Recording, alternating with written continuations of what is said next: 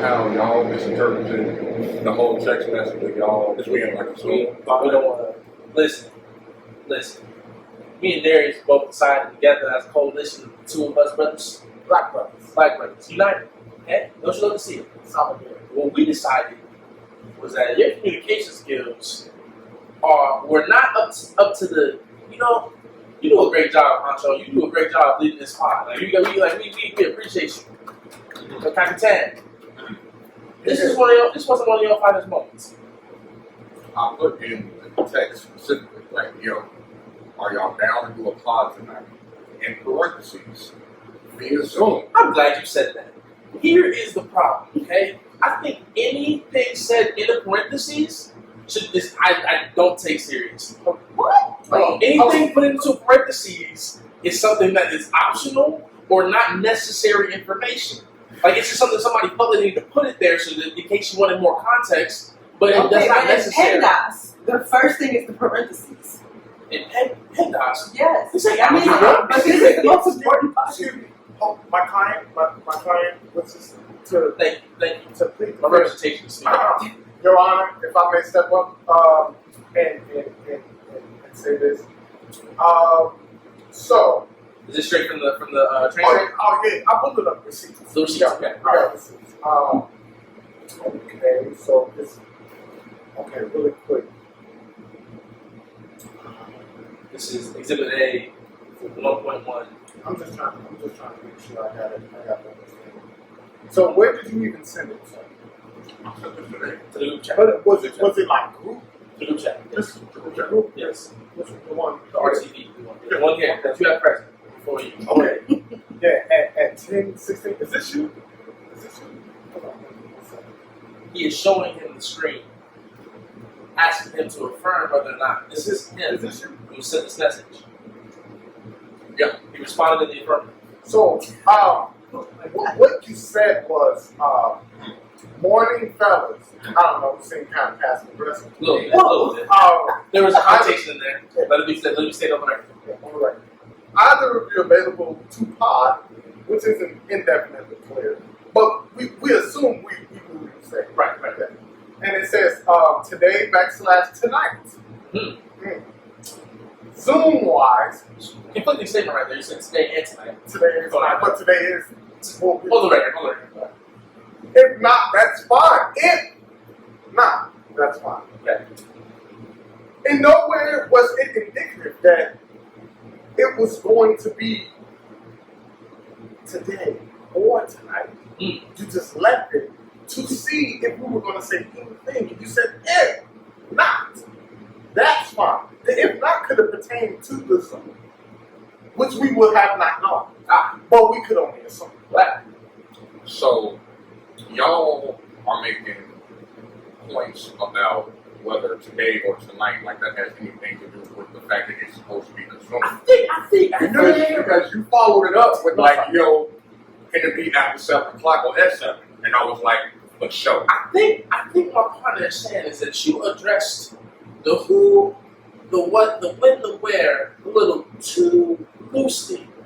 Vaguely. A little vague for better term. Was there follow-up questions to that text? There should have been follow-up questions. Should have. But I think those should have come from the past. The Honcho Capitan himself. Because they should have addressed the details following the confirmation of said plan to do the pod. In your spirit, did you feel questions reading it? I didn't really ask my spirit a lot of things about this. I was kind of thinking this is something on the surface. The spirit can deal with things later. I have more things in my life that involve the spirit in other ways. Here's the other thing. The follow-up.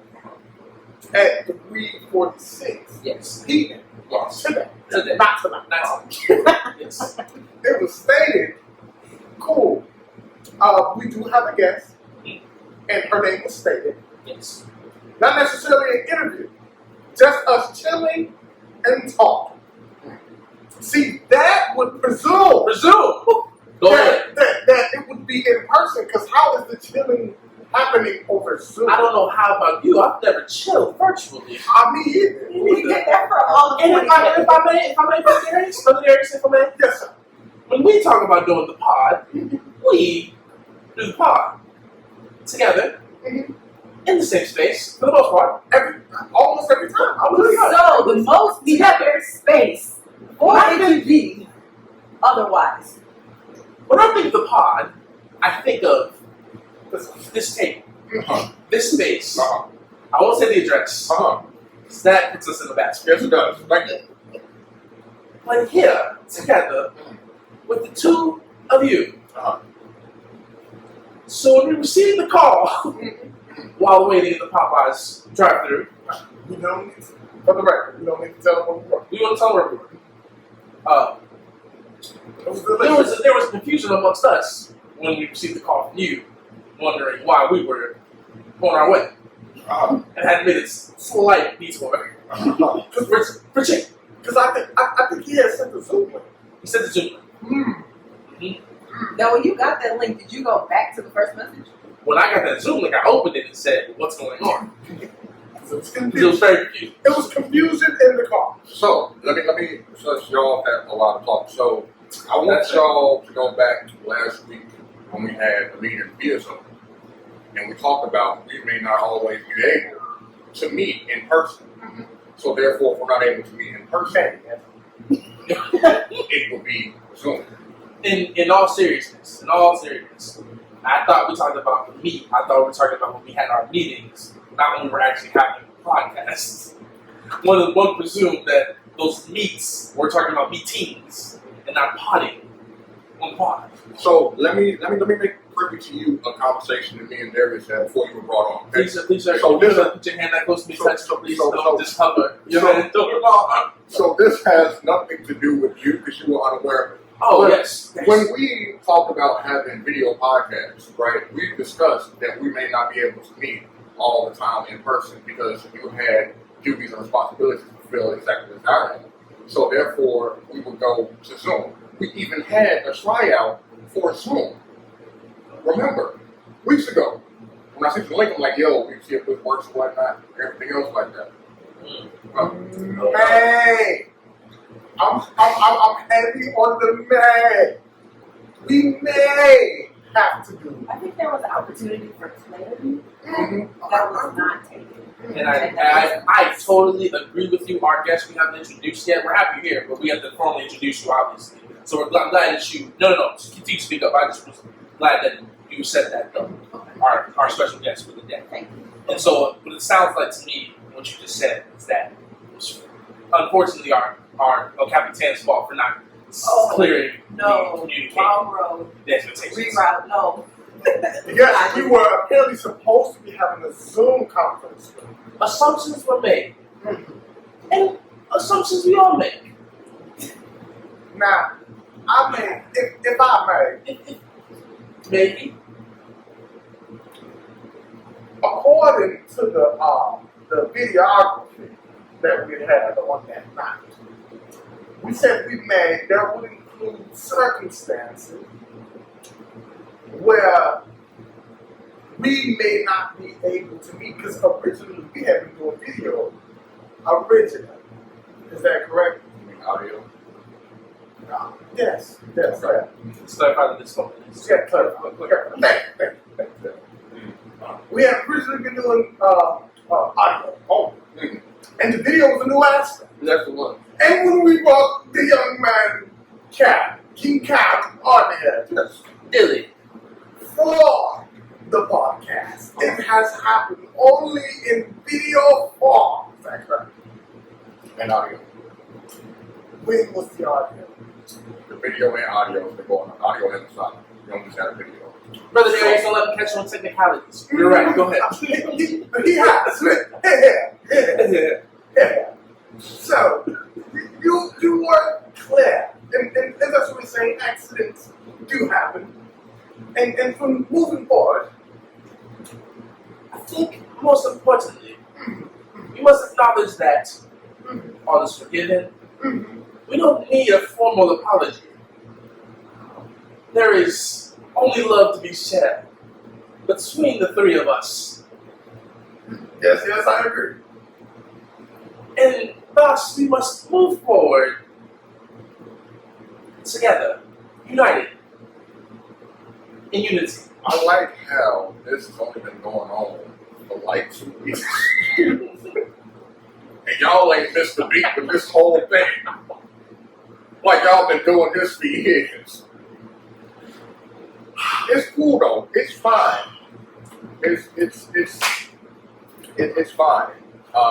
Nobody's taking responsibility of saying they're gonna take initiative, to follow up with questions. But it's cool. We're here now. Yeah, Vash.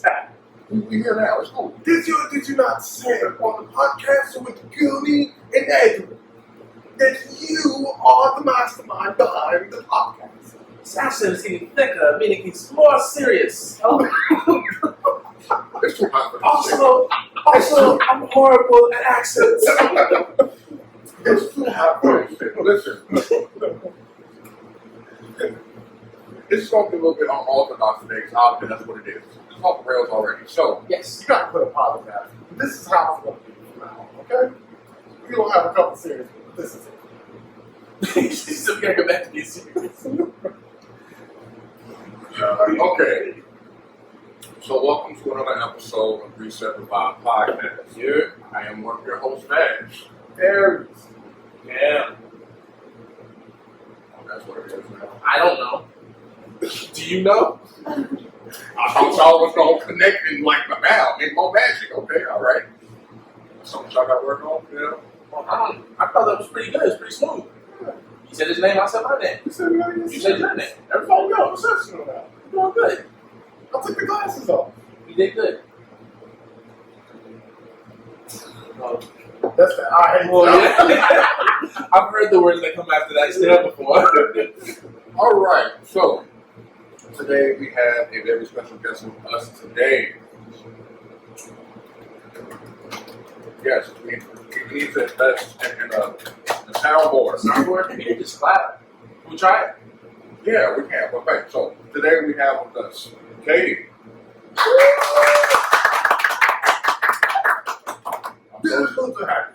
I'm so sorry that you had to be witness to that. No, it was great. It's the chaos that I struggled for. You handled that with such class and dignity. I don't even acknowledge. Oh. Yes. Thank you. Yes. I appreciate it. Anytime. No time. No more. Okay, never mind. No, it's fine. It's fine. So, I do want to get this icebreaker out there. So, what is your favorite sitcom? And B, this can correlate. It could be the same thing, the same answer. But like, what sitcom have you seen every episode for? Pose the question one more time. Those of us who are at attention. Okay. Deficit. Deficient. Question A, what is your favorite sitcom? Yes. Question B, follow-up question. What sitcom have you seen every episode of? Okay. New Girl is my favorite sitcom. Winston Bishop. That's the only thing I'm gonna say. I'm not mad at that. Winston Bishop. Hilarious. I'll watch anything that Warren Morris does. Man, it's hilarious. I'm not mad at that. And then ones I've watched too many sitcoms to count, but mainly New Girl, The Office, Parks and Rec, Community. But I digress. I will say something problematic. I don't like Friends. Oh wait. This Nobody's disagreeing with that. is a black podcast. This is wonderful. Like, This is wonderful. I don't know. Some black people like Friends. I mean, I grew up you are watching the it as first a person kid. that I've heard to watch Friends black. I didn't even really watch Oh, it. I didn't like it. That was cool. though. Like, what's that? No, I'm not saying it's a bad thing. I'm saying, like, for me personally, like, I haven't heard any black person watch Friends. I'm like, that's cool. It's ain't nice. What's wrong with Friends? I mean, don't hit them. I'm sorry. That was the best part. I'm sorry. Katie would like to say something about why you don't like Friends. It's unseasoned blend. Stated by Katie. Yes, we say campaign. Looking Okay, for would you like to Yeah, that's why I'm like, that was nice. just PTSD, all of that. But, okay. My favorite sitcom, see, I was kind of taking it back. I recently just watched One-on-One, and the hilarity in that is just beautiful. Is that a good one? Is that a good one? I'll let you finish. Okay, Go ahead. okay. It just got me through what I needed to get through, and Kyla Pratt is the goat. No, she's not. I mean, she probably is, but I just love Kyla Pratt. So yeah, and I'm about to start back watching Boy Meets World from season 1. So I'm gonna throw that in there too as an honorable mention. That Not was rolling. like, you know, like when white people eat their food, you're like, oh, okay. It's pretty cool. Darius, what's up? Wow. I don't want to go with the generic offense, the offense. You know, I have seen every episode of The Office multiple times. I used to watch The Office to go to sleep. But favorite, I'm gonna have to go with right now. So right now, my favorite one would be Kim's Convenience. And it's literally because it's different. Like, it's kind of funny, got funny parts. It's not ha really funny, but it's nice. It's nice. It's like, it's a little homely.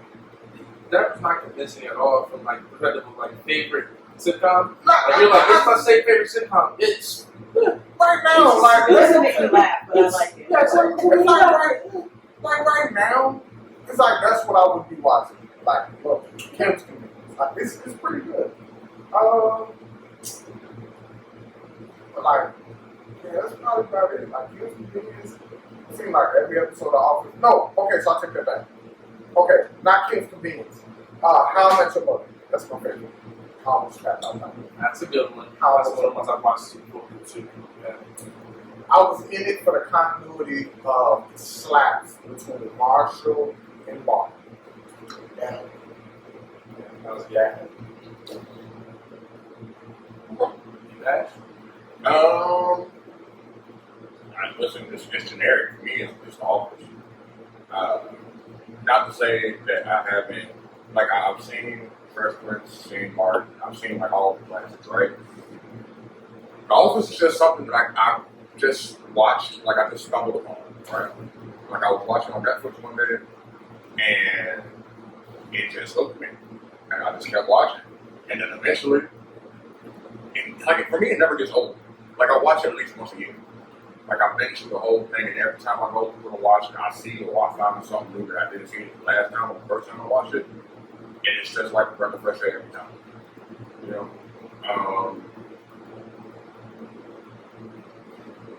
If I wasn't going to say The Office, New Girl is up there. I like New Girl. Like I said, like Fresh Prince, Martin. I could not get into Partner X. But that's like a common thing. Like it's more, like for most people, it's either Office or Parks and Rec. Very seldom is it both people like both. You know what I mean? Yeah. Now to go back to 101, which you were talking about, 101 was good. We're gonna cut the last season out. Oh, that was terrible. That was god awful. They should have just stopped. Her going off to college, terrible. For me, that. Like I was watching it and I was thinking to myself, like, why don't I remember the last season of 101? And then I remember an episode into the last season why I did not remember the last season of 101. Yeah, it was bad. Great Jake. Can I be honest about something? Uh, I like the part because it's good. Martin was good. Like, I still watching it for it. There's something to be. Somebody mentioned the point that like when she was doing the Professor Oak movie, would not fly until 2021. Very true. That's nice. It was hilarious, but yeah, that was good. Somebody said that, and I was like, that's interesting. 'Cause that was like what made the show hilarious. Yeah. so now- harassment. Yeah, that's yeah. Yep. Yeah, I mean, like with a lot of shows, like a lot of sitcom shows in general, like a lot of things, even just, you know, a few years ago, would be frowned upon today. You know, Yeah, that's true. like, you know, So, Katie, Yes. tell us a little bit about yourself, man. Oh no. Okay. My name is Katie. I don't know. I don't want to say stereotypical stuff like I do this, I work here, blah blah blah. I embrace chaos. I'm a chaos embracer. Love it. She's five, which I guess. Yeah. I'm the first of my family to do what I'm doing on this spiritual venerating ancestors stuff, and it's quite lonely, terrifying, and sad, honestly. I'm an intentional griever. Not to griev this in a dark place, but you're like, oh no. I don't know where it's going. I'm awkward. I love to laugh, and I'm just here. I'm just black and living life and trying to get through capitalism, one day at a time. Honestly, that's just me. I've never heard my kid in such a way. I'm trying to get through capitalism one day at a time. That's literally what it is. Each and every day. 8 hours a day. It's honestly the worst. It's honestly the worst. But one day we'll be free. One day at a time. Okay, so I'm glad you said that. No, I mean, like, honestly.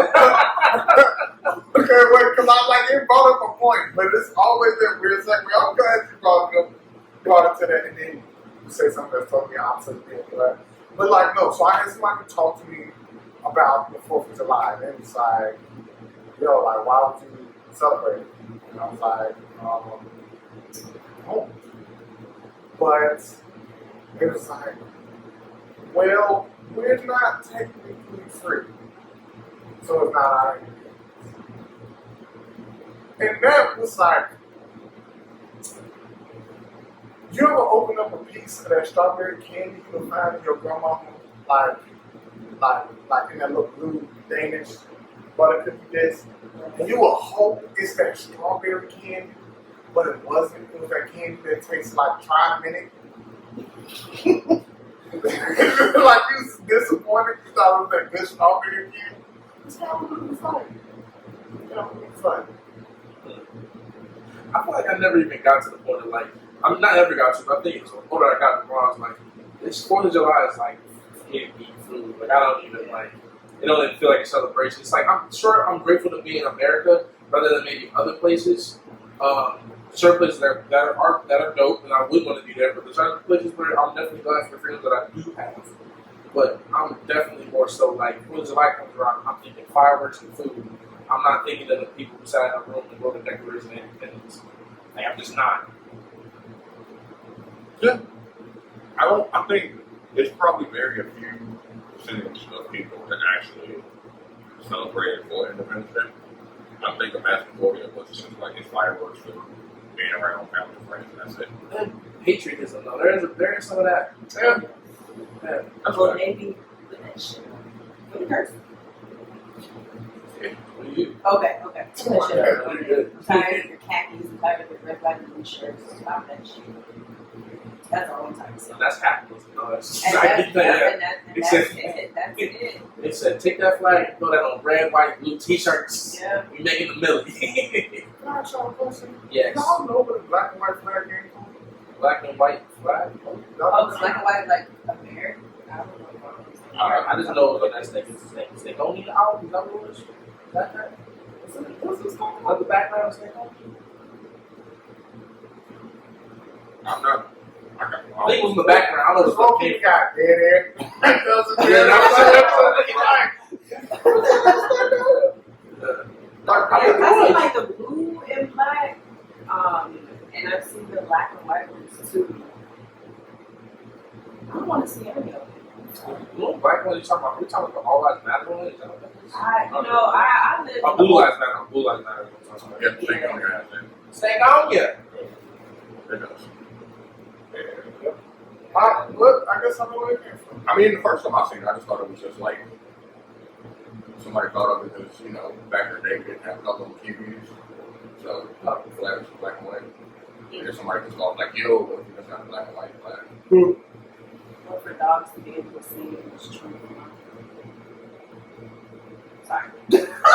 I be honest? Can I be honest with y'all? The more you ask, can I be honest, the more I start to wonder if you're not being honest other times, Darius. So if you don't mind, you can just say what you Can I be think. transparent? Transparent. All right, okay, there you go. Do y'all know, like, I used to wonder about, like, color TV? So, like, I was born in 92, so when I was growing up, my granny still had the real small TV that was in black and white. And I used to wonder why I could see in color, but everything was black and white on that TV. I thought something was wrong with it for, like, a small amount of time. And then it made me wonder once I realized, like, okay, so what did y'all, I started to think, okay, so the older people saw in black and white. And us now, we see a color. And I realized somebody should have explained old time living to me when I was young. All right. I know I just got on you for the whole be honest thing, but I'm asking you to be honest and answer this question. Go ahead. At what point in your life did you finally realize that people back in the day were not dressed in black and white, And then and they everything saw color and I everything was in like like third grade. Yeah. Like, I was like, dang. Because nobody, I mean, I would never open my mouth and ask, but then I was Right. like, this is weird. Why is That kind of goes back to the text message. You couldn't open up the mouth Dang. I'm shit. Hey, Oh, full circle. she kind of shot from the hip with a harpoon gun. Oh, what? It wasn't a harpoon gun. That was a 40. I like the one was a 45. Yeah. It was a 45. I like the concept. So no, so that brings up a good point. So what, when we were growing up, were some things that we, like what Darius was talking about, you know, thinking that, What's a misconception? That you yeah, have? or even something that your parents told you when you were younger, that, you know, you just followed and, you know, you didn't think about it, because they're your parents, they go tell you stuff and it makes sense, it's truthful or not. And when you got older, it's kind of like, why would you say something like that? Like for me, I remember, like, my grandma, when it used to rain and thunder outside, she told me to turn off everything in the house. Because if you don't turn off everything in the house, then the power's going to go out. Because lightning's going to hit the house or something like that. Shout out to grandmas. Shout out to grandma. I still do that. That tornado situation, everything was off. I lit 5 candles in my house. When? It's my last But year. see, that's No, like a couple days ago. But Like like- a couple weeks ago. But in all reality, though, ain't that kind of worse though? It's like you're like burning the candles prematurely. We actually need those candles. No, You just burn them so okay. you can start keep the electricity on. Okay, well I was just I burnt like 2, but they're 7-day candles, so they're gonna last like Oh. days. Out there, 7-day candles. Yeah, the big No, tall ones. Those last for 7 days. They don't last 7 days. They last like 3. But still, I Man, Capitalism. oh my god. I learned something new. I thought candles last like 6 hours the most. Something else. All right, well, that, come on. 6 hours? I don't use candles. I feel like you figure like that. I was just ready to put you into a box and call you an idiot so fast. My fault, G. My fault. Anyway, I digress. So for you, what Yes. was something that you know, you when you was younger? Coffee started to grow. That thing made all the sense in the world until it did. It's like, wait a minute. Y'all ain't scientists. Y'all just trying to make me not drink the cup out of the drink out of the cup at the church. All right, I'm one of y'all. So I drink coffee when I was a kid. I'm 6'2" now. I'm pretty sure it's fine. You know what I'm saying? I don't think that's scientifically proven that coffee such a growth. I was told that too. I was told that I was big. I just realized that's funny for you because like you, I won't say it live, but everybody knows Prentice Hall. My mom used to tell me I was a big bone, and there's no such thing as a big bone. Like, just call me fat and leave it at that, please. Okay. Maybe. I'm gonna go somewhere personal with that. Okay. So apparently, I talked to my doctor growing up. He was like, "You have a large skeleton."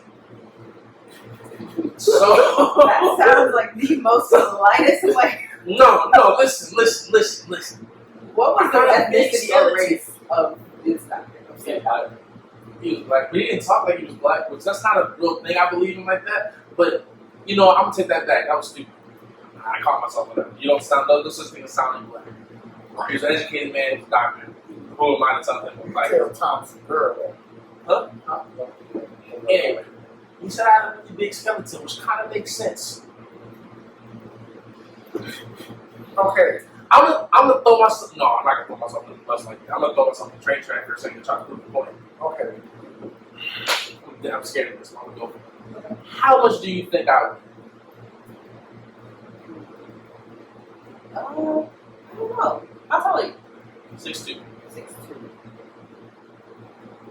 Is this a question for the table or her specifically? You everybody can answer it. Everybody can answer it. I'm putting myself out here, but yes. Go ahead for it. Just go for it. 275. 275?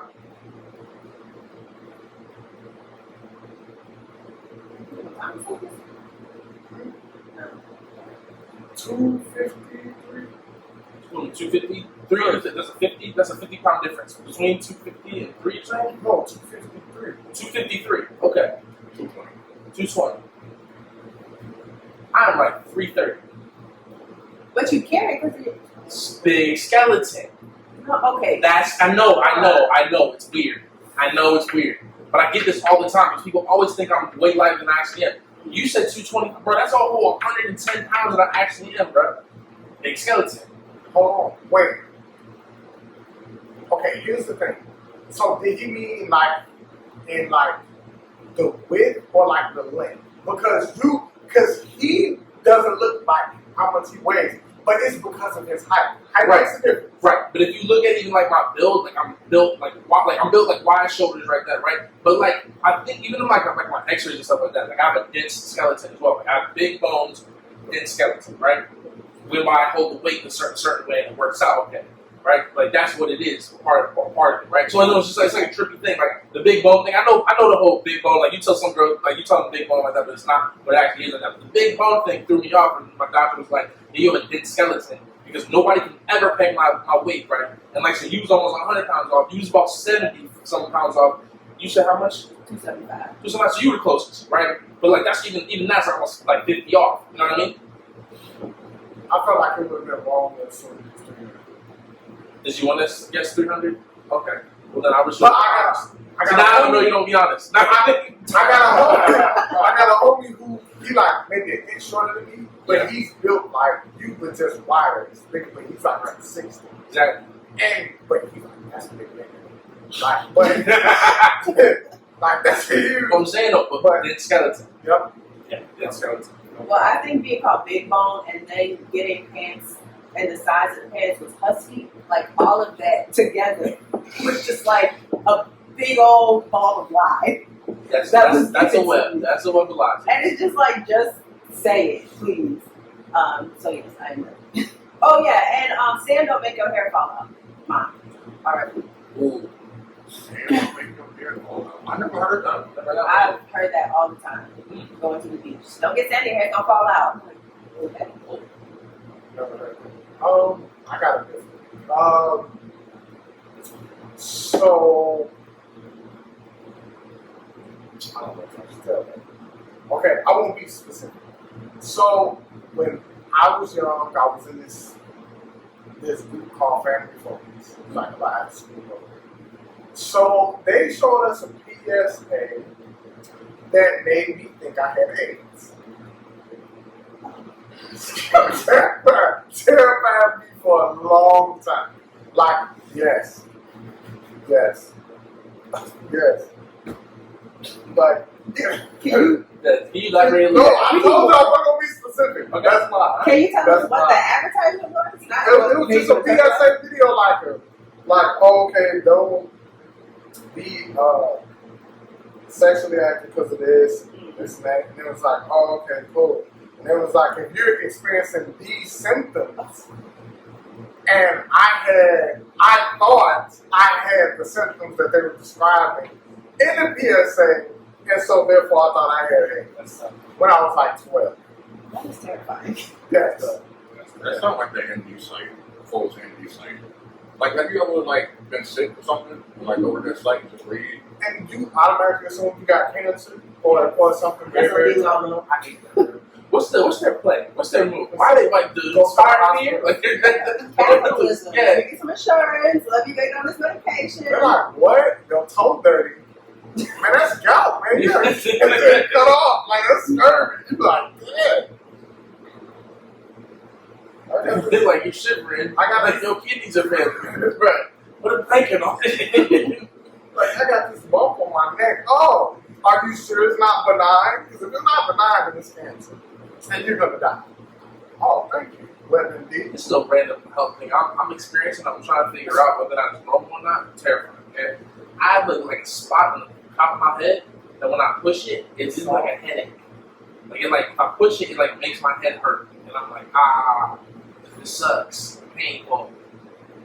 It's your Achilles heel. It's your Achilles heel. You calling him, are you calling him Achilles himself? Like, You know what? You know what? Okay, you got anything for me?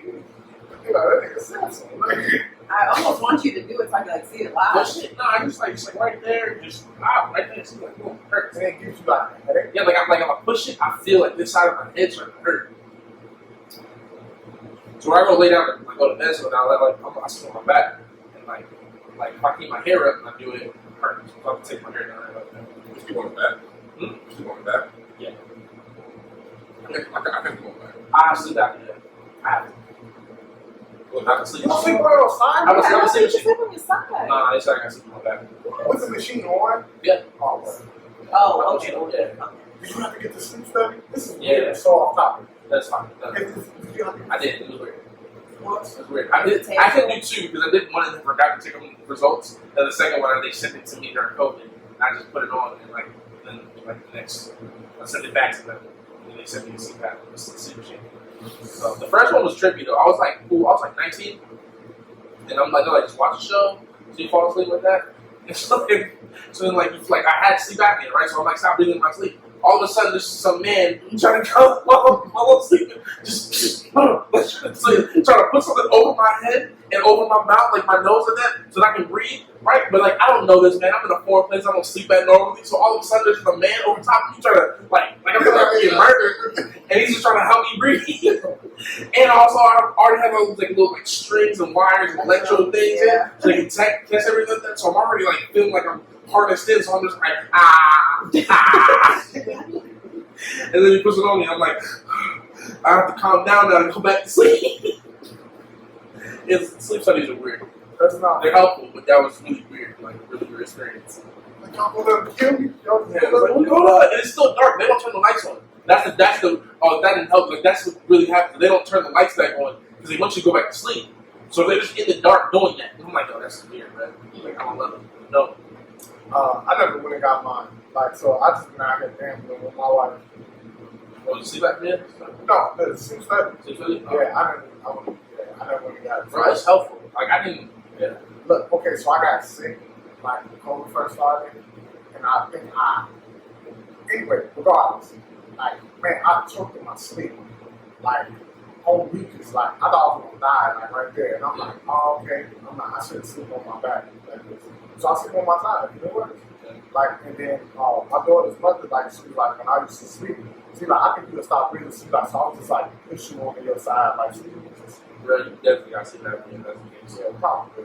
I wouldn't gamble no more. But hey, I'm not sure. So I'm just gonna worry about you now. It's fine. Alright, but yeah, that was my thing. Yeah, that was my thing. I thought I had it. So if you didn't have that, what do you think would be the preferred sleeping? Small myself. I like sleeping with the army proposition. I'm like this, and then my pillow's right here, that. Yeah, that's how I like to sleep. I didn't learn how to sleep on my back. It was annoying, and so I would think so. that's not I fun. can sleep around. Oh, jeez. Yeah. Wait, so what position do you sleep in that makes you feel better? I sleep in the fetal position with my Mickey Mouse. Okay. Or my stomach with my Mickey Mouse. Okay. The first time you got sleep paralysis, did you know what it was? No. And I know what it is now, but I'm not going to trick y'all out. But no, I did not know what it was. I was terrified too because it happened to me. It happened to me like early in my 20s. And I didn't know. Yeah, and I didn't know. And I didn't know what the hell was going on.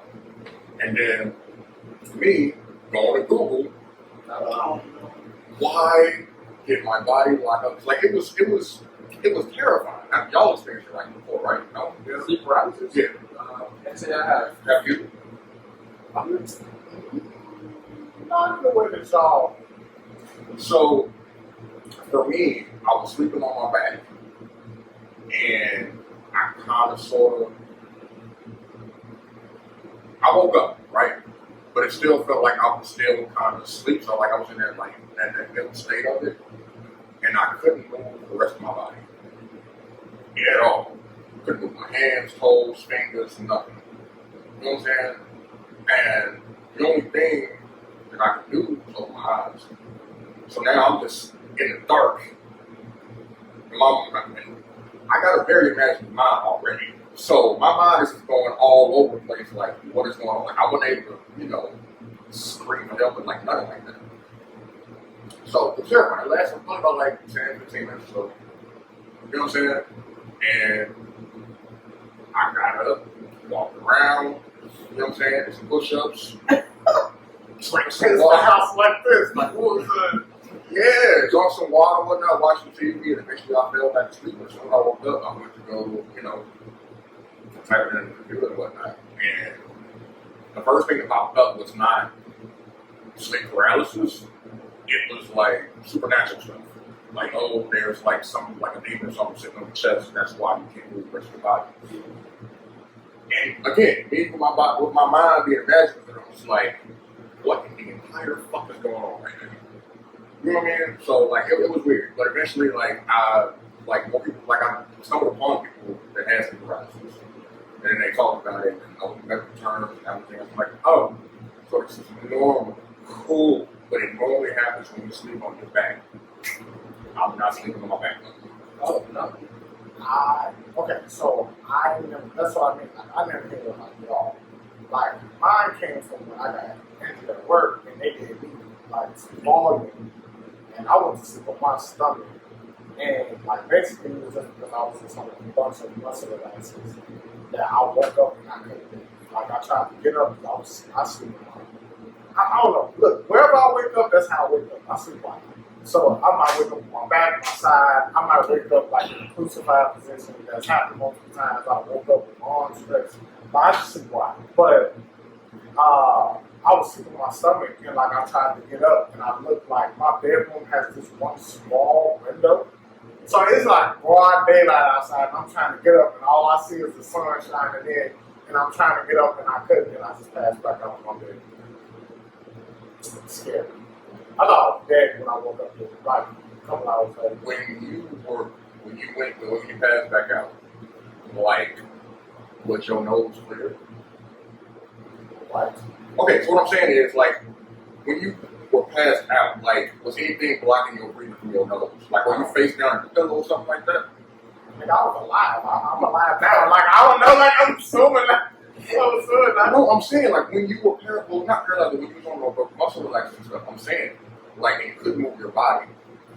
Was your head, like, face down in the pillow? Like, was you on the side of the pillow? Like, was anything obstructing your nose so you breathing? That's what I'm saying. Maybe down. Oh, your muscle was that locked, you weren't even able to. I wasn't able to, like, I was able to look up and then that was it. Like, lights went back out after that. I was able to see that the sun was out and I went right back to sleep. Oh, so it was that instant. Yeah, it was Oh, okay, gotcha. It's like, I remember being younger, and I don't know what I was doing. Like, I was dead tired, and I remember being asleep. And it felt like, kind of like sleep paralysis, but it wasn't like I could move and everything. I was just so tired, but like, my head was like beneath the pillows and everything, but my nose was obstructed. Like, I can still breathe, but not breathe as clearly as, you know what I'm saying, as possible. Yeah. But it's a scary feeling of like having your face buried in like a pillow or something and not being able to breathe. Inhale a whole bunch of sheets. Yeah. My brain started going off like, yo, this is scary feeling. So that's all that. I don't even. But funny thing is, I've had tachycardia before. before. And that can kill you. So that's like when you hop up out the bed and go pee, like to go to the bathroom, but you like wake up out your sleep to go to the bathroom, and you don't give your body time to like fully wake up. So let's say you have a dream where like you was 13, you about to pee in bed, like let's say you come out that dream and then you instantly run to the bathroom. What happens is your heart speeds up to like way above normal rates. And it's your body and the blood from your feet trying to rush back up to your head because it hasn't had time to catch up because you got up so fast and ran. And you can die like that. And that's happened to me a couple times. Like I would just end up like making it to the bathroom, feeling really weak, walking back into my room and then just passing out. Life is so dangerous. 1,000 Ways to Die. It's scary. It's scary. You ever watch that show? I have not heard of that. That's Detective Carter. So just FYI for everybody, if you wake up and you gotta pee, do not instantly get up and go to the bathroom. I know that now. Give your body a second. I'll show us hell. We can fight that up. That's why. Anyway, Right. anyway, Yes. the alert that you just had. All right, awesome. So, what do you do? Which direction you want me to go? Not drugs. Oh no, I don't. I'm sorry. Like, what's my profession? Yes. What do I do? My profession. I am a student success coach at an online university that shall not be named. That's what I do. And I work with first-time college students aged 18 to like 99 years old. So that's what I use my body for when capital takes it from 8 hours a day. What are you passionate about? My God. What am I passionate about? It's just such a big umbrella. I like to help people. I went to school and I got my bachelor's in social work. I was going back to my master's, but chaos started happening, and now I'm kind of figuring out what that may look like and in what capacity, because I don't want to work for people. I realize that doesn't work for me. And I'm passionate about my healing, and in that, it has benefited other people in their healing journey as well. So I don't know if I'm able to say I'm a healer. I feel like that term is pretty watered down and can almost be weaponized to a sense. So I'm very intentional with what I do and not trying to put it in some type of box that society can say this is. I'm just doing me and impacting others along the way. What kind of practices does that kind of like pursue, like in terms of like how you're not the healer, right? Yeah. But in the role that you see you fit, what are the practices in which you like to do to like help people? In some ways, I do Reiki. So I'm technically a Reiki practitioner, but I've only practiced on my partner. I don't know if that's something that I want to expand on, but it was just more so, hey, we're in a pandemic. Let me try this out. I also study African traditional spirituality. So I'm studying me, stumbled upon venerating my ancestors. My closest friends, their past loved ones, has shown up in my life in some type of way, which kind of affirmed our connection. And through that, I feel like when they're going through something, how I show up for them, it's just more of an organic thing, not something I can say, this is what I do for people, but in whatever way that I'm a vessel to be for someone, that's how I show up. Even if that's like giving somebody a ride at like $5, like I feel like that's my purpose in that moment. Right. I would say so. I guess somebody might say that that's an unconventional thing that you do, right? But what would you say is the biggest misconception of like somebody, some of the things that you do like that? What's the biggest misconception that you get from other people? Biggest misconception, especially when it comes to ATR, is that like we worship the devil, and it's funny because like they don't even believe in the devil, so it's like that's not even like that's not even an entity or energy in that practice. So just learning about traditions that my ancestors did before colonization, and some of these traditions are colonized too, because we were shipped all over the place. But trying to go back as far as I can to get an understanding of how my people practice is just something that I've taken my time in to study. I know a little about a lot of things, and just try to take it all in and see how it fits in my life. That's pretty much have been me for like the last 2 or 3 years. Like I literally stumbled into it. I know it's black people. It's kind of hard for some of us to figure out where our ancestry is. Do you know where yours is? No, I'm actually adopted. So even Oh, that, I found my birth family on Facebook. So even going back to that, and that can be. I'm learning how. A lot of that process was triggering. Like even though it was exciting to find them and be my birth mother, be my birth father, the way my life has intersected, these people have been closer to me than I thought, in ways that I wouldn't have known until I got to the other side of it.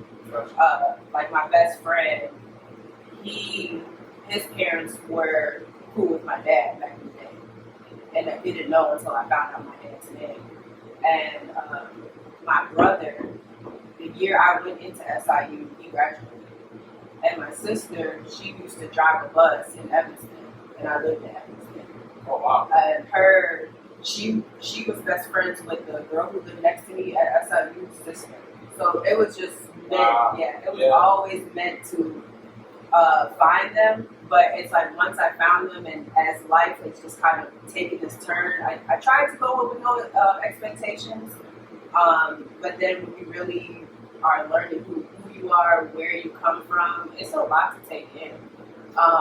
And there's like a lot of grief that came with that I wasn't aware of. And in this last year, I've been really feeling it. This pandemic has really had me still to feel a lot of things in my life.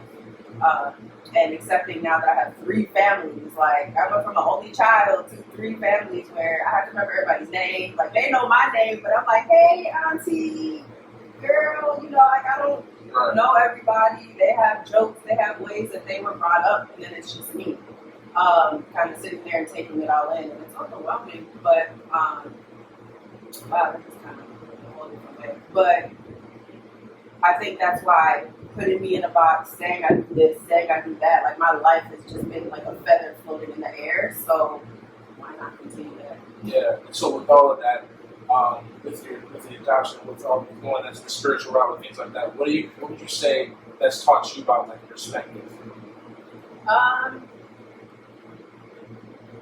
It has shown me to widen the lens in everything that I do. I'll say that a lot of my identity that I placed on myself was being a student, going to school, being a social worker, becoming a therapist. Like that was my track up to like literally a month ago. I got into UIC for the master's program. So thank you. And somewhere along the lines, there were some spirits, ancestors, Alicia, whoever it was. They were like, "That's cool, but no." And it was just like one little fluke of having a default loan from 2009 that came up, and I wasn't able to get it resolved. Well, okay, there could have been a resolution, but instead of trying to sit there and dive into how to fix it, I actually told myself to stop. And I created space like, what if I don't want to do this? Like, and that what if opened up a whole another path to what? I don't know. I don't know where this is going right now. But I had to step outside of, that's why you're going to hear capitalism come out my mouth like 8,000 times. But I had to step out of the track and the rigmarole of this is what I'm supposed to do, this is my career, this is part of my purpose is a social worker, blah, blah, blah. Strip away all those titles and like just see me. And so being in nature, being at my altar, I had to figure out who I was and who I could be. And it doesn't necessarily have to be a therapist. Maybe. And if it is, then I know how to get there. I know I can go back to UIC, I know that I know that avenue, but it's time to take a different avenue, and not be so confined into these places, and embrace freedom, strive for sovereignty.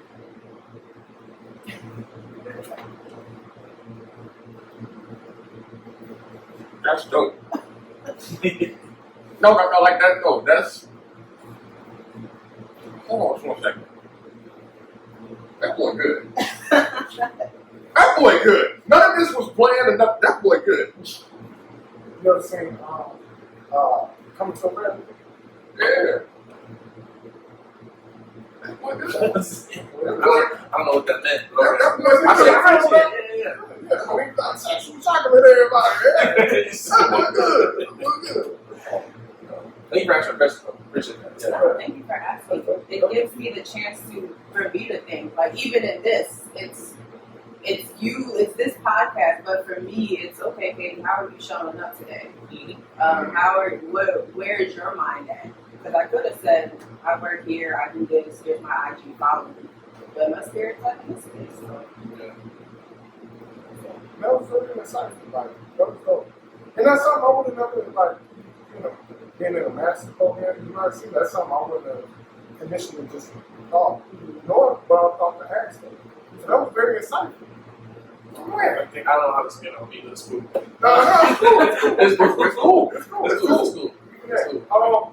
Well, okay. So following up with that kind of that line of questioning, as far as your growth and development, have you noticed like since the pandemic that like your I don't want to say mental maturity, but like have you noticed like a growth within yourself that you don't think you would have seen had it not been for like this pandemic going on? Or has it been like a slow and steady progression? Has it been like you feel like you're in a stagnant place or something like that? Oh, I think like somebody pressed like the speed up button because this was already the past. But I dragged my feet since 2012. Like this pandemic has let me sit and pinpoint back all the way 2012 when my mom passed away, and I knew I needed to change.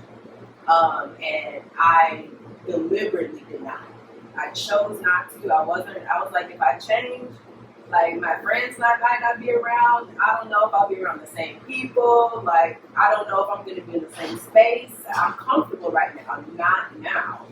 And so from 2012 to 2018, another tragedy. My sister was shot and killed, and that rocked my entire world. But it thrusted me into a space of surrendering. And in that surrendering, I developed depression and anxiety. And I'm in the senior year of my program, so you know I know what the symptoms are. I'm in the DSM, like dang, girl, and it's just like, how am I supposed to help people if I can't help myself? You know, so like all of these conflicting thoughts. And then one day, I was even taking antidepressants. I was on Lexapro, and one day, like it was just like, you know how you may miss a pill, and then you're like, okay, I'm gonna get it the next day, and then you miss the next day, but okay, I'm gonna double up here, trying to get everything back. And I just kept missing days, and I just remember hearing in the bathroom, "You don't need that shit." I heard it clear as day, and so I stopped.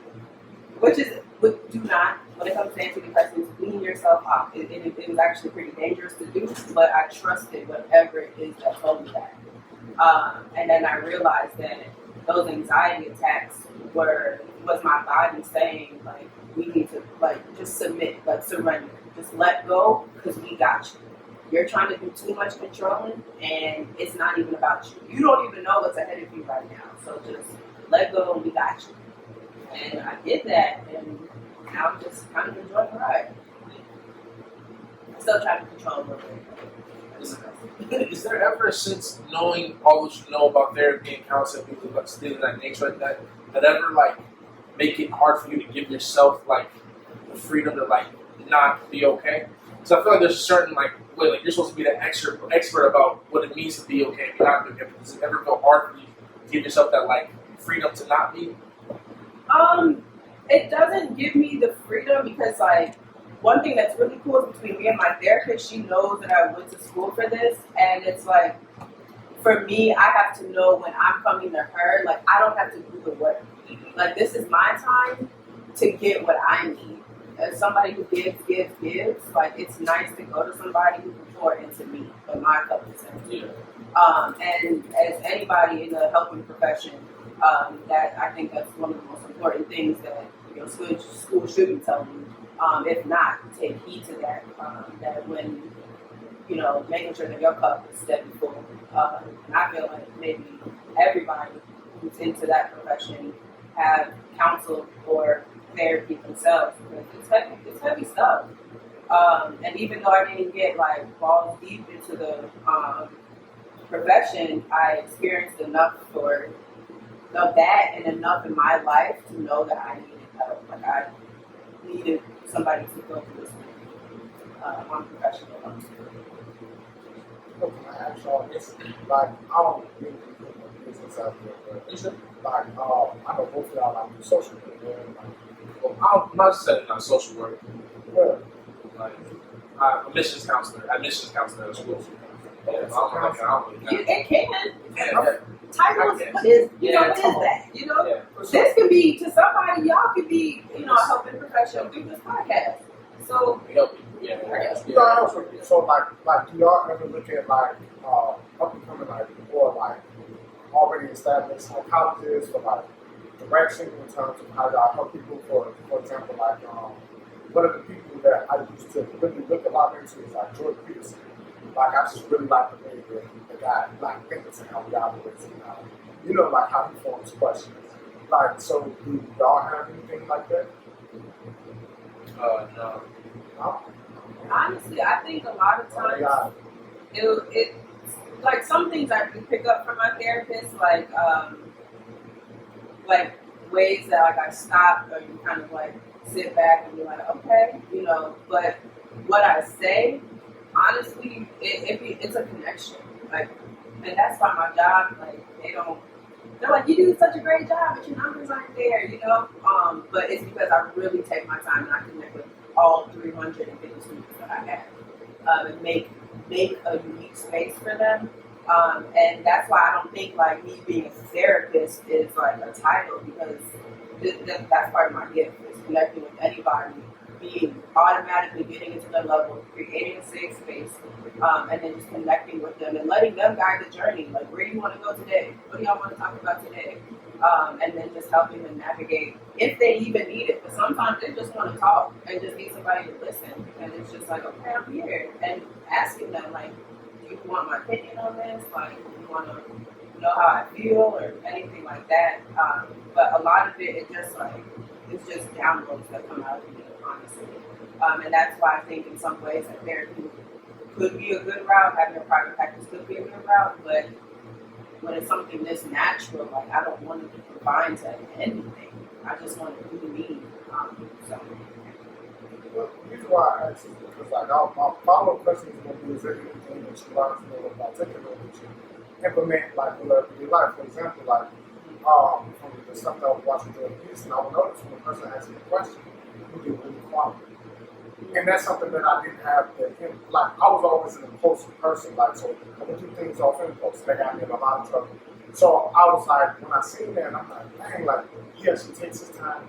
He thinks how he responds. Yeah. Not how does he compare it? Does he compare what like moral versus what socially acceptable, or is it like some kind of like inward compass? Like what is it? So like I started to try to get into the habit of inquiring before I answer a question. The person asks.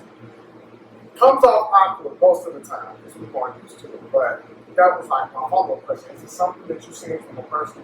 Well, like let's just make it broad instead of like a psychologist. I think I'm doing it now. Like eye contact, like I would like lean in, like for me it's a lot of body language. Because when I used to have white therapists, like the body language would be so off and they would be so armed that she's like, how do you want me to open up if you're looking at me like this? And want me to be like, so tell me about yourself. And you're just moving in. Like, no, it's not inviting, but being open, leaning in, eye contact, head nods, taking moments to pause, or even like a deep breath, kind of take it in, like those subtle things, like that. for me is like creating that energy space to be like, okay, she's cool. And I just a lot of times I like, especially with students, like if I know my student is like a young black teen, I'm like, hey girl, you know what I'm saying? Like I'll put on a little bit more. Or if I know they're like a rural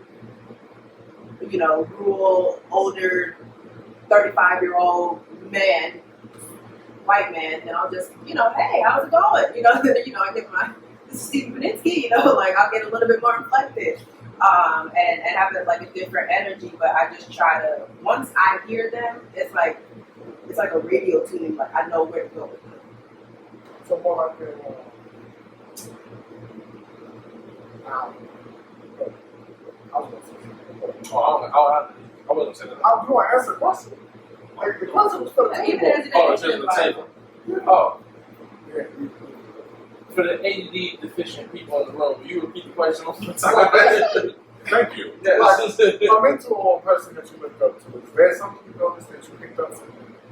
Like, whether it's like an actual, like a natural habit, what not natural, but like a physical habit, like some people do that you pick up from them, like any physical cues, or like something so simple as in like the way you talk or things.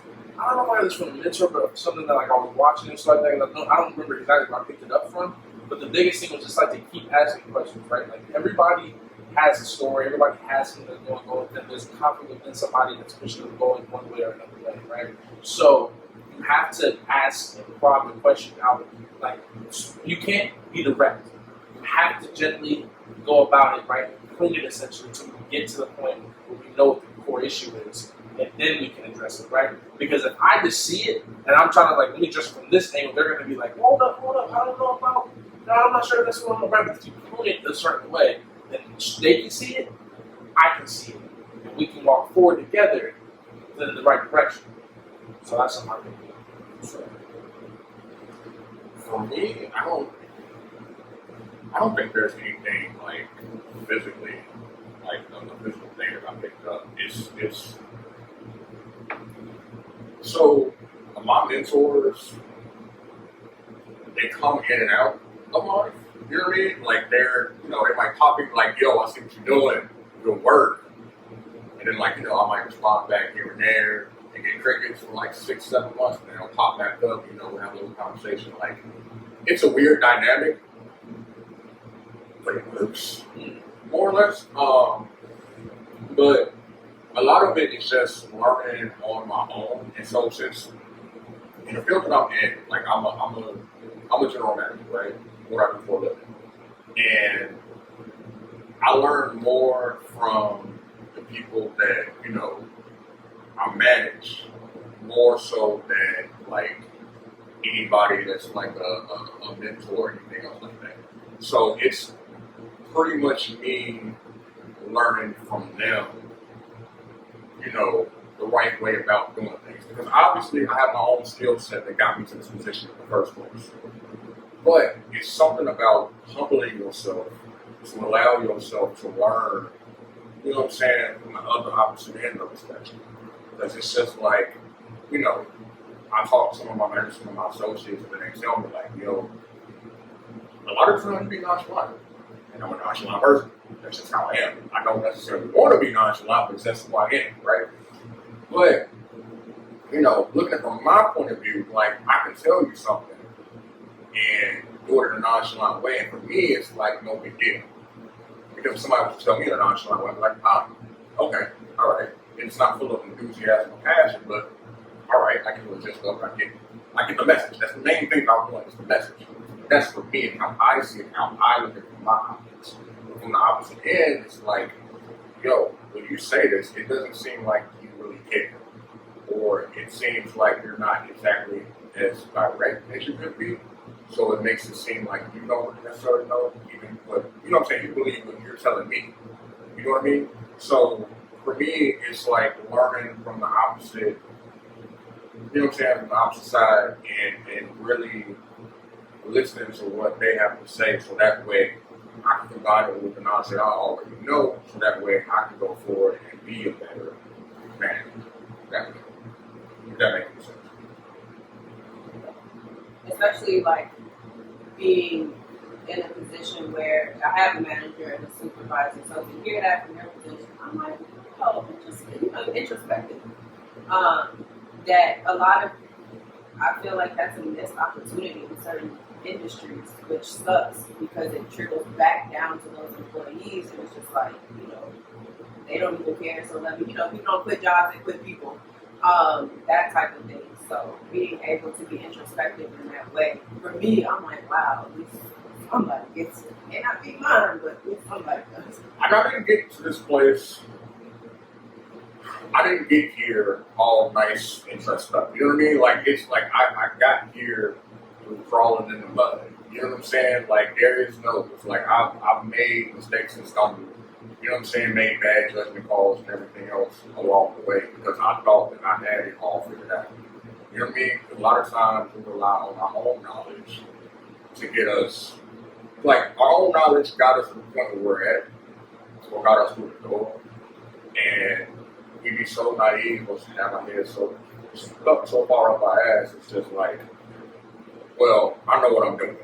There's a reason where you're at where you're at and where I'm at where I'm at. So I don't need to pay attention to what you were got to say or whatnot like that. Like, I've been through that. You know what I'm saying? And life humbled me real fast. You know what I mean? Like, things start happening, and then you start realizing, like, man, if I would have just thought about, if I would have just took the advice, if I would have heeded this wouldn't have happened. Maybe I would have made a different judgment call. You know what I mean? So like I said, like, it's something that you have to humble yourself to do. But you don't have to be in a management position in order to do that. This could be in something like everyday life. You know what I'm saying? Like, you can have loved ones, you know what I mean, that can teach you stuff. That's why I love the whole aspect of learning things from different people. Like, I don't shut people down, shut people off. If they got, like, a different, a different perspective. Like, it's not an automatic cancel. Like, no, I don't hear what you got to say. Anything you got to say is negative. Because even though everything you do has to do is negative, I can still take why you're so negative and know what not to do for me. You know what I mean? So that way, when the next person comes around and the situation arises, I can learn from the person that I have a different perspective on, which we didn't see eye to eye, we hate each other, so to speak, or whatnot. I can know, like, no, that person did that to me, so I'm not going to turn around and do this to you because I know how I feel. You know what I mean? Perspective, learn things in that way. But like I said, like, you just have to be able to humble yourself to, get that information. Be vulnerable. You have to be vulnerable to let that in because some people are so rigid that they can't take anything in. Because it's like I'm disarming a part of me that I feel so strongly about. And now, in order for anything to come in on your side, like, I have to let that down. And oh my gosh, if I let that down, then what happens? Like, okay, now we may agree on something. Oh my gosh, what does this mean? Or I may hate you even more. Oh my, you know what I'm saying? Like, with that vulnerability, there's like so many different ways that things can go. But it's a choice and it's an intention to be able to communicate and connect, or make another connection another way. Okay. I think that's pretty interesting. Like, that's very insightful. Just it's like, I don't know, like growing up in the city, like it tends to make a person jaded. Like I had to experience a lot. So like a lot of the times, I had to learn to be vulnerable the hard way. Like I had to learn to be humble, very difficult. Like because I was a very prideful person. So it took me about a lot of years. Like roughly, I'll say it took me 25 years, 27 years to be exact, to learn how to walk without lying. So it gets like just to hear that, like even from like point of view, like he's something that's a lot. So like one thing I'll pretty much learn how to do is like I said like particularly the first step I had to do is like learn how to like not be so impulsive, especially when I talk, when I say things. And the second thing I had to learn how to do was actually listen. And I think that's really important. Like even just like not even just from like a person that's a manager or like a person for that to be like your actual job. But also like knowing your audience. That's another thing that I had to learn Like that's what I was gonna say. Like your audience. But I was like, I don't want to like, but that's something I had to learn. Like, I had to really like figure out like, I got my audience. So And that impulsivity could have been like a survival tactic for you. You may have to have been growing up in the city being jaded like that may have been part of your survival too, though, to be quick on your feet, say what you need to say it to the right person so you can get out of this or avoid that. Like it probably worked for you at a point in your life, and then you got to another level in your life where you may have not needed that in order to navigate. And then that's when you learn other ways. That's funny because, like, to add on to it, like, we learn certain things when we're younger to help us survive. Whether it's at school, whether it's at home, you know what I'm saying, relationships with people, like, and it works, right? Because we don't know a better way. And a lot of times we carry that on with us because it's not like nobody sits us down and be like, yeah, no, you can act that way. Because 9 times out of 10, that part, we'll be able to listen, but 9 times out of 10, it's just like everybody else around us on peers, for the most part. You know what I'm saying? Some of us, we can have, we got like relationships with our parents and we can just talk to them about anything and everything, and it's fine. It's like a smooth thing. It's like talking to your friend and whatnot. Some people don't. You know what I'm saying? Some people feel uncomfortable doing that. So the only other people that you got to ask these type of questions is the peers. And 9 times out of 10, the peers is everybody that's around the same age as you. But if everybody is doing that, nobody can sit up there and tell you like, yo, what you're doing is wrong. And you don't realize, stuff that you've grown out of that you don't have to use anymore until you get to like a certain point in your life, you know what I'm saying, into a certain relationship or something where it's like, yeah, why is life so hard right now? And you make it hard, and you're still making the same choices, doing the same things you did when you were younger to work. It's not going to work now because you're older. And you got to deal with all the consequences. You got to deal with people that's, you know what I'm saying, that didn't grow up in the same environment that you did. So now it seems like they're ahead of you as far as like development wise. And now they're telling you they're talking about shit. And then it's like, I don't like how you're coming at me right now. Like you're holding me accountable for all these things and ain't nobody else holding me accountable for them. I'm seeing all this from personal experience. Like it's just happened to me. You know what I'm saying? Like I had to be humble with that. Because I grew up, like I grew up being in a position where a lot of what I was saying and a lot of what I was doing wasn't being challenged, wasn't being questioned.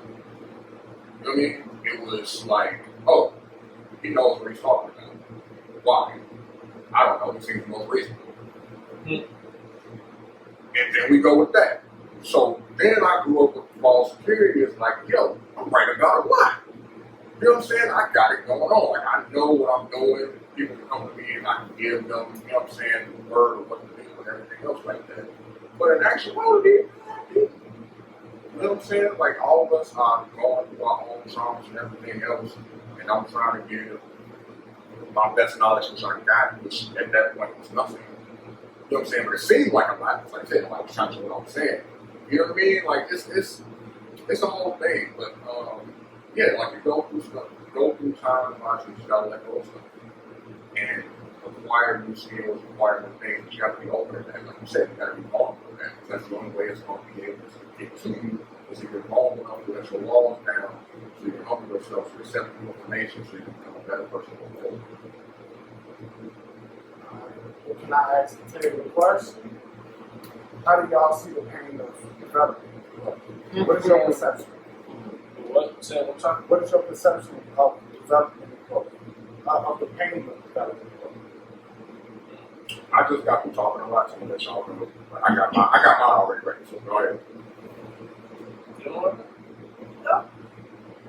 Development, pain, development, and growth. I don't know. It's necessary. Like it's just necessary. I think growth is uncomfortable. You go through puberty, that's uncomfortable.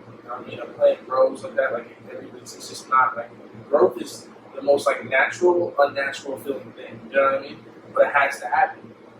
So I don't know. I always feel like growth and development is just like it's just a natural part existence, everything grows, everything changes, everything lives, everything dies, right?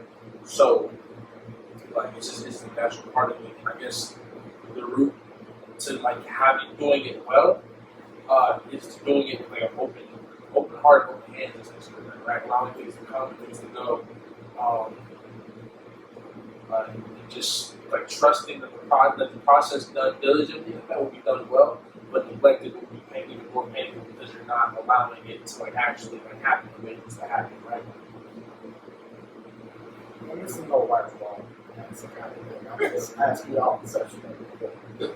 I think the pain and growth and development is necessary. I think what is often missed is knowing that you have to feel the pain.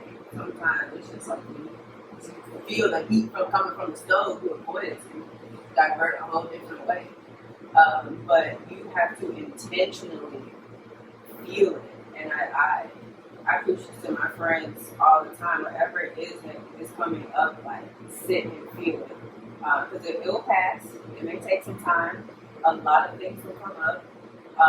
And then even with feeling that pain, then you're triggered because you felt the pain, you know what it is, and so your body's naturally going to alarm you when you may come into a recognizable situation. But just keep going because there is an other side of it. I've been triggered a lot in the last couple of months. Like, Vash, you probably see I'll just have like random statuses like, hey, how y'all doing? Me, I am depressed, I am in grief, and I am triggered, but y'all have a good one. But for me, that's kind of me letting it out, at least somewhere. Like, not like those people who get on Facebook and on their business type of stuff, but I try to do it in an inviting way so people can see, like, you can still go through this process, be in pain, and still have joy, and still have fun, you know what I'm saying, and still maneuver. It's not something where you're Mariah Carey sliding in the shower somewhere, like, or anything like that, and it can be, and that's okay. But I think being intentional with the entire process and seeing it all the way through, that's where the growth is. It's not like you go through it and then all of a sudden you're on the escalator up. Like, there's going to be cycles of this because you're not going to stay in one space. And so knowing that it's going to come up again and using the tools that you have to see it through next time and opening yourself up to learn even through that. Take your notes, learn your lessons, and have your support along the way. I think that's a good one too. People who you trust, people who will hold you. And if they don't know how to, being okay with that too.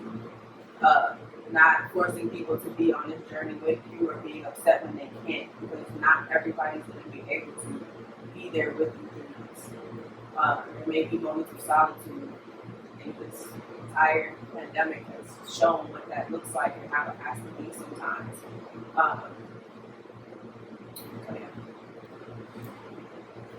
So I have a famous saying, maybe somebody else came up with it, but I was the first person that I feel that said these words. But in order to get comfortable, you got to get uncomfortable first. And growth is painful, but it's you need it. It's the reason why it's so painful because it goes back to what I was saying before. It's like you're learning, you get to a place where you have to let some old things go so you can make room for the new things. And it hurts, right? Because for me, for example, me being 100% transparent, right? I started my walk in faith, right? Being full-fledgedly giving my life to God, to Christ, right? That happened March, so it's fairly new. I'm in pain now, right? Not physical pain. It's like a spiritual / mental type thing, but it's not like I'm depressed. You know what I mean? Like, it's not like, yo, I'm down, let's go grab a beer or something, cheer me up, right? It's me having to unlearn a lot of bad habits and a lot of, things that aren't healthy for me. But at the same time, it's just like, yo, I want to keep on hold to this because I've held on to it for so long.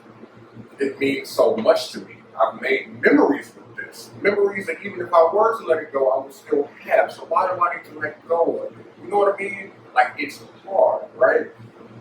But in order for me to get to where I need to get to, it has to be let go. But it's not easy. It ain't easy at all. Like, I've let go of a few things, but there's still some things that I really need to let go of. You know what I'm saying? In order to get to that next level. It's just, it's really hard. But I know that it's necessary, right? It's uncomfortable. It's like, this year has been the most important year of my life. There's been changes going around in every aspect, right? So it's just changing everything. And with that, like, if there was no pain, if there was no change, like, if you just went through life not learning things, not growing, eventually you get to a point where you'll be frustrated with everything because everything around you is growing and expanding, and you're still stuck in the same place. It's like an adult that still wants to use old computers that were around in the early 2000s. You know what I'm saying? They got the booty back. Yeah, got the movie back and whatnot, and they don't want to conform. Like, no, technology is too. It's too hard. Like, and I get it in certain aspects of it, but in order to get what you need to get to, it can be really simple. But you just have to go through that uncomfortableness of allowing yourself to learn that. You know what I'm saying? It's gonna be some growing pains with it, obviously, but the reward of what you get from it is gonna be way much better. Period. But you just have to be willing to go through it, make sacrifices, time, and everything else in order to get to it. But it's not gonna be easy. It may not. It's not gonna be enjoyable for the most part. But it's necessary. Growth is good. Period. You know what I mean? Yeah, it's like I've been doing poetry over a decade at this point, and I started the podcast last year, and that was me becoming uncomfortable because I had to get on a platform and talk for however many minutes, right? Because it's one thing to talk in person, right? Like we're doing right now. It's a whole other thing to talk when nobody's around to a microphone and then put it out. That was a whole level of vulnerability and everything. But me doing that, me having that vulnerability, me stepping out into that uncomfortableness, I'm comfortable now. You know what I mean? Like how we're doing this podcast and everything right now, I would have started this like 2 months ago. This would not have been anywhere near this kind of smooth. Now don't get me wrong, y'all are wonderful. You know what I'm saying? Y'all are wonderful fellows. Y'all do y'all job, y'all hold it down. And you was a guest, you hold it down, right? But for me personally, like being able to speak and everything else, like it was something that I had to grow into. You know what I mean? So like I said, like in order to get comfortable, you gotta be uncomfortable with that and off the front.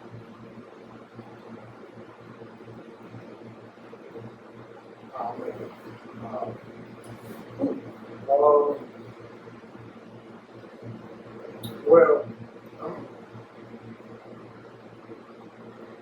say it like this. So, earlier this year, I ended up writing a poem. It's called "You've Been Served," and it was talking about my marriage to the pain. So, like, to all of my childhood traumas and everything I had went through up until this point in my life. I wrote a poem about it. I wrote a poem. It's really ugly as far as like the subject matter, the things that I attack, the things that I speak on, the things that I say. But it was more of a release, you know, for me to say, look, hey, like, you carried me a long way. Like, you got me through some of the, you know, trying to internalize all of that. But man, like, when J. Cole lyrics that's off my head. Good news is, dog, you came the wrong way. Bad news is, dog, you came the wrong way. So it was like I wrote that that form to like basically like, hey, look, I'm divorcing you. I'm moving on. Like, pain got me this far, but it can't settle. So that was really hard. I think I actually shed a couple tears like because it was vulnerable. You know what I'm saying? It was personal. So I was like, okay. And I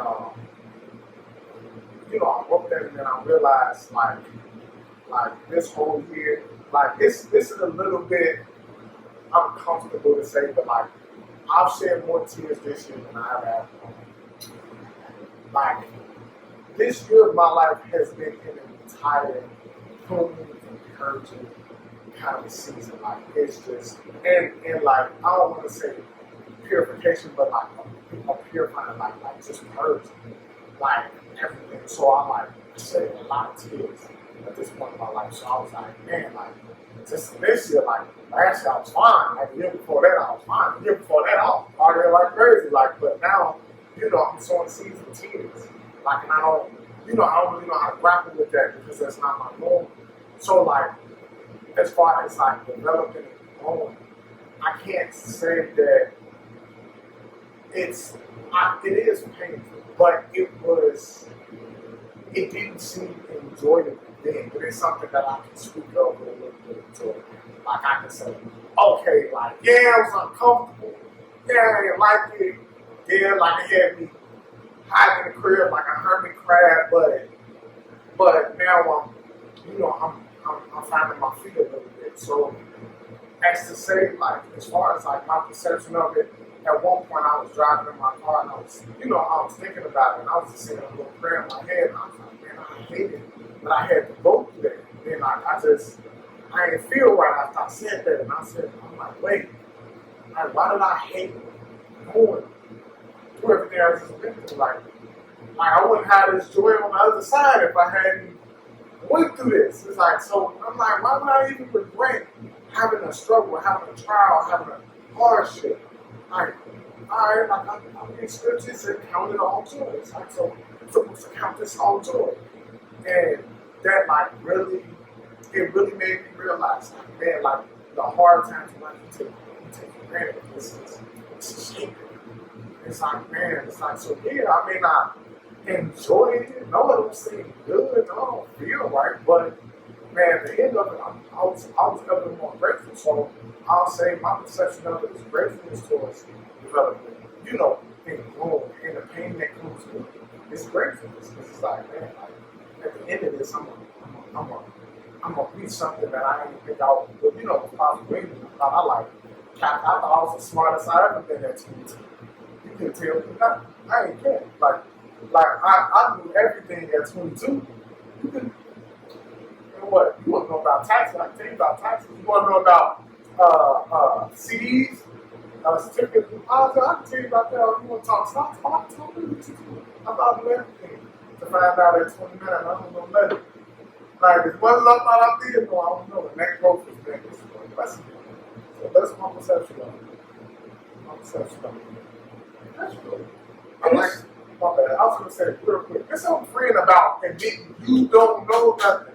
Bruh, like it's a weight lifted to be like, hey man, what's life about? You know how much strain there is in thinking that you know everything? Because then you come up against something you like, but I know everything, but this looks a little, okay, let me try this, but I don't know. And then you missing the whole thing right in front of you because you all up in your head. Man, it's like, hey man, well, it's like, I can't tell you, I'm trying to figure it out myself. It's like, I had to figure that out. I ain't got an answer for it. I don't know. It's cool. Yes. I don't know. What you want to eat tonight? I don't know. Me. Everything. Is you drinking tonight, Darius? I don't know. So you gonna figure it out like it. I like this. I like how organically we got here. Kudos to you, good sir. Kudos to you. Kudos to you. What I'll say is that communication is the key. Always is the key. So as we continue on, We forgive you for having our I knew communication it was well. going back here. I knew it was going back here. Yo, this has been another episode of Reset the Vibe podcast. You know what I mean? Fred or Vash. Yeah, I messed up my whole. You got me on. All right, Cam, Darius, Katie. For another week, it's been enjoyable. Thank you, man, for coming. We appreciate you, especially with the chaos and the miscommunication. You know what I mean? Embrace it. Yeah, embrace chaos. I get you. I get you. Anything else to add? No? Yes. Sure. Anything that's coming up for you? Want to promote or anything? I have nothing to promote, but embracing chaos. When chaos comes to your life, it's because it's shaking things back to where they're supposed to be. So in the midst of that shaking, get excited because things are going to kind of settle back where they need to be for the kind of thing. With that, I'll see y'all. All right. As always, ladies and gentlemen, please take care of one another. Please be kind to one another. As always, love. Until next time, on another episode of Reset the Vibe.